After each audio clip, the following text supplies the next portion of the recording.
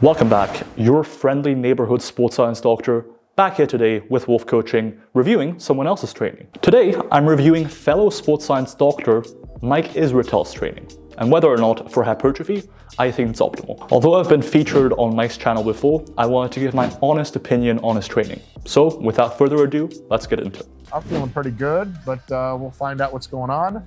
We got pull-ups, assisted pull-ups for more volume and slightly high repetitions, and then cable flexion rows. We are gonna warm up with assisted pull-ups for regular pull-ups because, well, we weigh like 200 and whatever odd pounds, gotta warm up. So first off, doing pull-ups and then straight up assisted pull-ups may or may not be a good idea. Depending on the layout of your overall week, it can make sense. If, for example, on other back days, you're very heavy with the rows. You do a lot of volume on rows, but not so much in terms of vertical pulling. Likewise, if you're too heavy to get more than a few sets of at least 5 reps on pull-ups, following it up with some assisted pull-ups can allow you to get more effective sets in for your lats. However, outside of these two circumstances, I generally wouldn't program this. I think the stimulus that you get from pull-ups versus assisted pull-ups is overwhelmingly similar. So in most cases, it is a little bit redundant, and I would rather have someone do a different exercise that might, for example, hit the lats more in the lengthened position, like, for example, a dumbbell pullover. So we're gonna start doing that right now. And if you really like this kind of video, a little vlog style training session, we do these all the time in the members section. So this is kind of like one of those little like, oh, the members get it and you get it as well. But if you want more of this kind of stuff, give some thought to signing up for the membership. It's like $5 a month, and you get an extra video every week. And every now and again, one of these videos will be this vlog style training. We recorded a bunch of them. We're gonna record a bunch more in the future. So come along for the ride.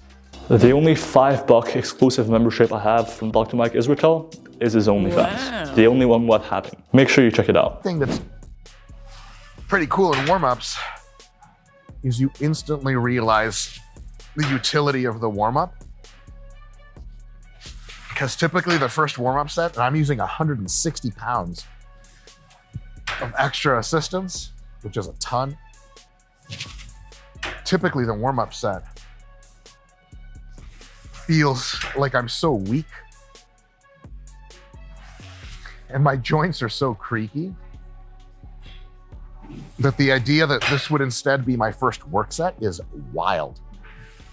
I would underperform like crazy. I'd be like 6 reps off of what I could normally do. Couple things here.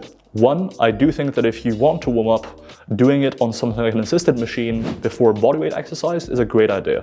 You're not going into your set of bench unprepared, just having benched, say, 225 before your work set of 225, so why would you do it on pull-ups or dips, right? Categorically. I think that's a good idea. However, to peel back a bit of a layer here, the importance of warm-ups for performance, specifically in hypertrophy training, is not super clear yet. There's been some evidence calling it into question whether or not it actually increases performance. Indeed, there's some thinking that when you're doing a set of, say, 10 or more reps, typically, the first few reps of that set will kind of warm you up or potentiate you for the rest of the set. Now, you don't get this effect with strength training, where you're doing often 1 to 5 reps during your sets, but for hypertrophy training, the importance of warm-up may be a little bit lesser compared to something like strength training. Probably go to the actual pull-up station. You'll see in a sec, it's not that great. And then I will probably do about 2 reps, get the feel for it, and the next set after, there's a work set we're shooting for all around 10. What's doing here? I think it's wide enough. Yeah. Oh, I hate feeling constrained. Let me try.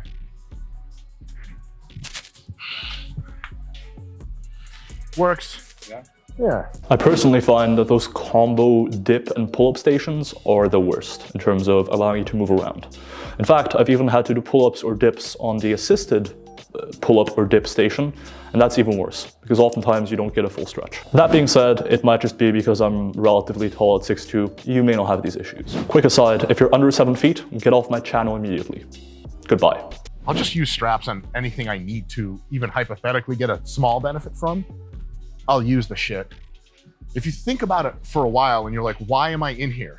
Is it to do some ego bullshit with my grip, or is it to get a big back? The answer kind of clarifies itself. As Angus Bradley recently put it, if you can RDL without straps or do back training without straps, it's not that your grip is strong, it's that your back and hamstrings are weak. If you've been training for more than, say, 6 or 12 months, you should probably be using straps on all of your deadlift work most, if not all, of your back work. Ultimately, whenever you're doing a compound movement, like the RDL, or like a row, or like a pull down or a pull up, you're not really trying to train your forearms optimally. If you were, you'd be doing wrist curls. So try and maximize the stimulus that your back gets by having it be the limiting factor versus your forearms. Don't be silly, use straps.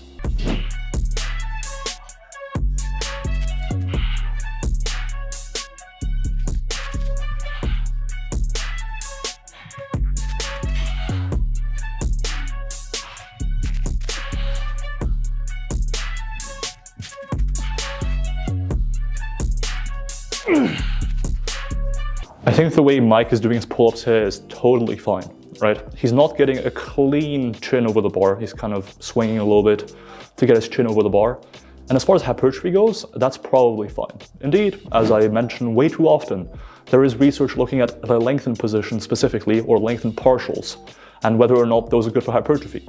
And so skipping that top position, where your lats are shortened, probably doesn't make it worse. In fact, it might even make the pull-up a little bit better for hypertrophy by having you spend more time in that lengthened position. My Ascent concentric, pretty explosive, which is nice to generate a lot of muscle activation that way. Not mandatory, that's how I like to do them. But the eccentric, especially at the bottom, is slow. But I really milk that stretch, and also a fast reversal at the bottom. Slight increase in injury risk. And for what? To do more reps. Why? To grow more muscle. Yes, but what if you did fewer reps but did each rep better? You grow probably the same amount of muscle from that, but with a net reduction in injury risk. You're kind of like winning on all sides there.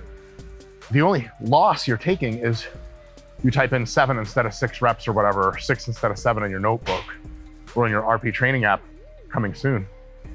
So a lot of stuff in the gym is kind of ego driven by default, and you sort of don't process that. Like, oh, why am I trying so hard to get 12 reps on here at the expense of my technique? And you think about it longer, you're like, 'cause 12 reps, damn it. And then you're like, wait a minute. If the technique is good, the progression should result from just me getting stronger over time.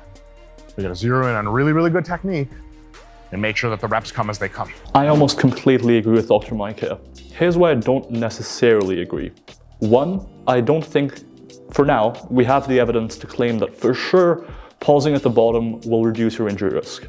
I want to make clear that this might just be an absence of evidence thing, aka we just don't have the studies looking at it, versus evidence of absence, aka we have studies looking at it, but that have failed to show an effect in favor of pausing for injury risk. It is more so just absence of evidence. However, until we have that evidence, I'm personally not comfortable saying that it will reduce injury risk. There's a chance, and I think it's reasonable to assume as much, but I just wouldn't claim it with much confidence. As far as being explosive out of that bottom position, as far as controlling the eccentric more in that bottom position, music to my ears. I love hearing it. I think controlling the eccentric more as you reach into that lengthened position. I think pausing in that lengthened position. And I think being explosive out of that lengthened position on the concentric or the lifting phase all probably make for a slightly better hypertrophy stimulus. So if you can do it, do it. Time for assisted pull-ups, same grip. The big benefit of assisted pull-ups is twofold. One, you get more repetitions per set, which can a lot of times put you in that rep range that's more conducive to growth. At this point, I'd be doing sets of 4 and 3, probably better to do sets of 5 to 10. But I'm gonna actually get into the 10 to 15 range with the assistance. The other benefit is that the assisted pull-up slows the movement down for you and puts it on rails, so you can think less about the mechanics of pulling and more about how the mind-muscle connection is feeling. Are you getting that good peak contraction? Are you really letting that stretch pull the muscle apart? The mind-muscle connection and assisted pull-ups, it's not just helping you with weight and you just do the same old pull-up that you can. It helps you with the weight so you can focus more on your technique, on your mind-muscle connection specifically, not your gross motor technique. I think that's a really big thing. And if you do assisted pull-ups right, it's a light bulb moment where you're like, oh, fuck. This isn't just pull-ups with assistance. It's a little bit more than that. Again, I'm not sure I would include pull-ups and assisted pull-ups, even with the reasons he just mentioned as to how pull-ups and assisted pull-ups do differ. I still don't think I would include them both in the same session. But I do think that if you can't get another 5 pull-ups, as I mentioned earlier, including them does make sense if you're trying to get more sets in with that very similar movement pattern. On the topic of assisted pull-up machines, I would look for one that allows you to get a full stretch, but doesn't necessarily allow you to get a full squeeze. Being somewhat taller and lankier myself, usually a machine either gives me a full squeeze but not a full stretch, or it gives me a full stretch but not a full squeeze. Based on the research on lengthened training, I would opt for the one that gives you a full stretch but not a full squeeze, because lengthened partials probably do benefit you, especially on back training, where the resistance curve of most exercises is such that you're missing a ton of lengthened stimulus if all you do are 4 range of motion reps. Really critical things to look for in an assisted pull-up machine are 1, good range of motion, especially bottom stretch.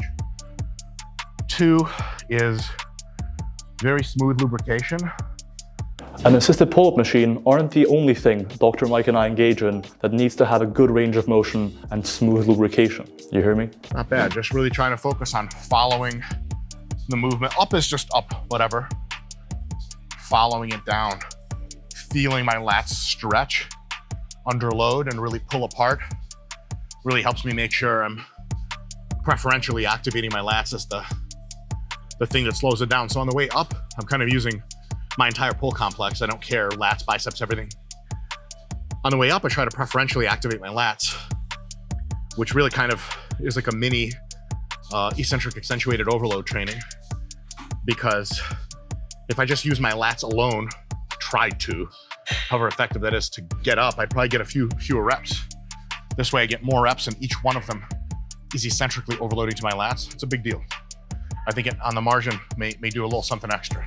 So I like the way Mike just framed that. He said, on the margins, I think it might do a little bit something extra. And I think it's important to acknowledge that when it comes to eccentric overload training, we're essentially accentuating that eccentric by adding more weight to it versus the concentric phase or what have you.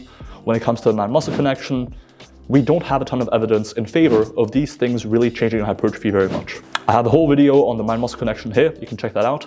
The long story short is, we have one study looking at hypertrophy, and its findings aren't even that convincing. Again, just like with pausing and injury risk, it may be more of a matter of absence of evidence versus evidence of an absence of difference with mind-muscle connection versus focusing on just moving the weight. But it's always just worth bearing in mind how much evidence do we have for this specific training approach. In this case, it's not a whole lot. I'm sure some of you are watching this video and you're like, I do a bunch of pull-ups. I do a bunch of assisted pull-ups. The only thing left is cable rows. We'll talk about those in a bit. It's like 3 exercises, sort of, maybe like 2, 2.5. It's not exciting training. It's not in this case. But the way Jared and I construct our understanding of training is we want results. We want the best possible long-term results.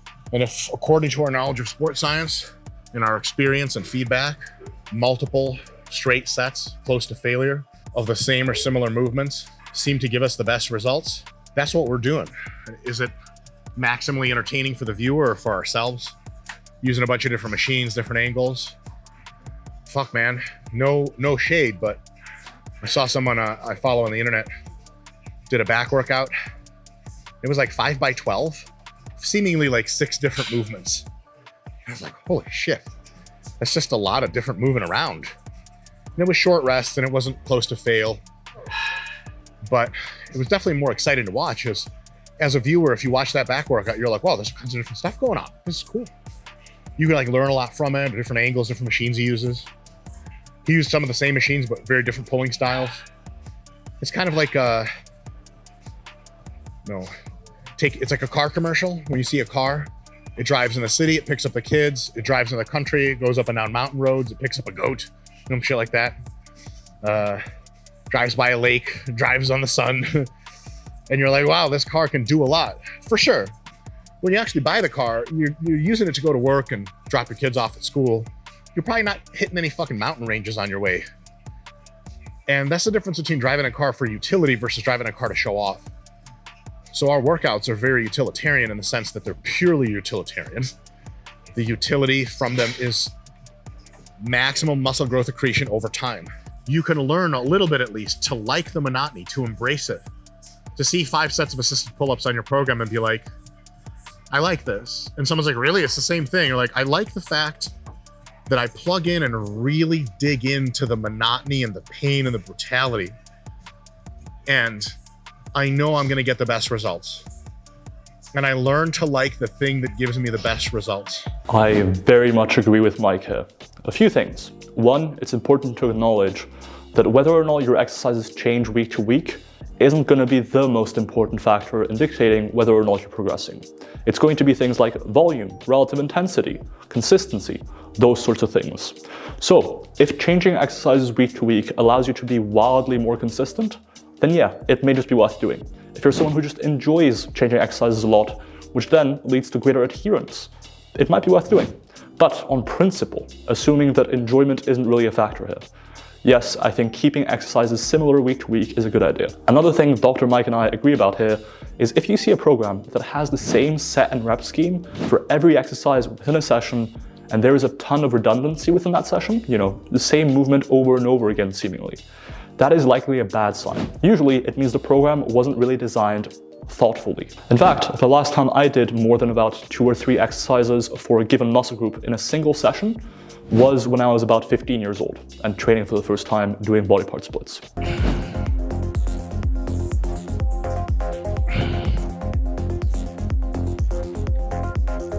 The way I'm doing this exercise is I push my hips back really far. I try to lean forward a little to get that ultra deep stretch and then arch, but not lean back. Such that my spine is perpendicular to the ground. With cable rows, or any chest supported row, or even dumbbell or barbell rows, even T-bar rows, hell, you have one decision to make.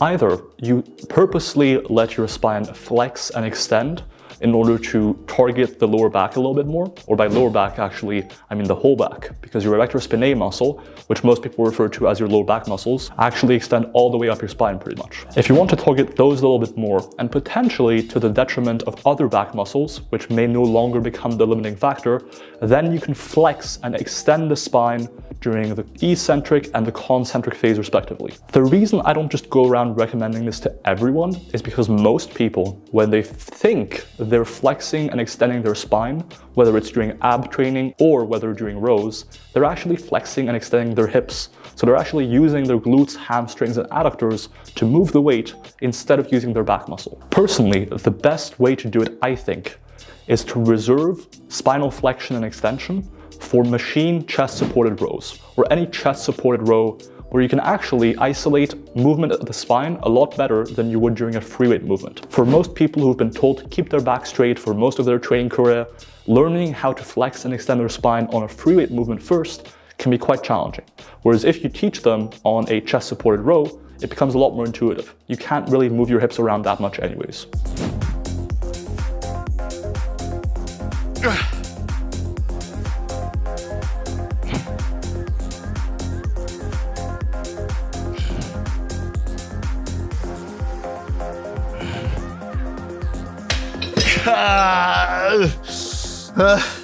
For what it's worth, I think Mike's technique on pull-ups, assisted pull-ups, and cable rows was very solid, right? Like he had an emphasis on the lengthened position through a tempo. He generally didn't pause in the shortened position, which is also good. He generally had an appropriate eccentric duration and mostly or exclusively involved the muscles he was trying to target. So overall, in terms of technique, I'm very impressed. 17 repetitions. No, JK 16, misread it. Back is pumped, plumped, feeling swole. Joint pain is great. Man, if everything was like vertical pulling for high reps, it'd be sweet. For a second there, I thought I was watching a Sam Sulek video with the back is pumped comment. On a serious note, I think 16 or 17 reps this late into the session on cable rows may be a little bit too high of a rep range. For most people, cable rows much above 20 reps I think will typically be limited by cardiovascular ability or systemic fatigue more so than local musculature. If I'm going above 20 reps, it'll almost always be on a highly supported, stable exercise like a dumbbell pullover, which is also an isolation exercise, or like some sort of chest supported row of some kind, as opposed to something that you have to stabilize a little bit more, like a cable row. Well, that was my reaction to Dr. Mike Israetel doing some back training. Overall, to be honest, this might be the best reaction yet. I would have to give him like a 9, a 9 out of 10. It's very solid, right? The reason I'm not giving him a full 10 points, and this is a bit nitpicky, I agree, but this was released about a year ago. At the time, there was already fairly substantial evidence in favor of lengthened partials. And so especially with a muscle like the back, which does typically get challenged most at the shortened position, I think that's where lengthened partials have the greatest applicability or the greatest scope to enhance muscle growth. And so it would have been cool to see some lengthened partials in here, but ultimately, most of the information in here, the techniques certainly, they were all excellent. The only reservation I have with some of the information that was given was that some things were stated a bit more confidently than I think we should at this stage with the evidence we do have. At any rate, only love for Dr. Mike. That's been the video. If you liked the video, please comment, like, subscribe. If you appreciate the new setup, you know what I'm saying? And I'll see you guys, my subscribers, in that next one. Peace.